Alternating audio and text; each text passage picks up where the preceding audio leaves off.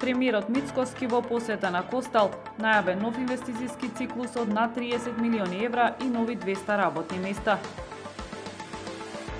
Ако една или две компании планираат да ја напуштат државата, не значи дека другите нема да се развиваат или да дојдат нови, рече Мизо во врска со информацијата за заминување на две странски компании од државава.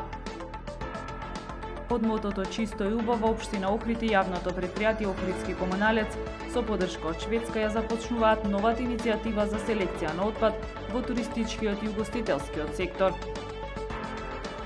Ке дадеме се од себе да победиме, изјави капитенот на ГРК Охрид Гоце Ојлески за надпреварот со алкалоид. Времето утре сончево со умерена облачност, температура во интервал од 4 до 14 степени. Следевте една минута вести на Охрид Нјуз.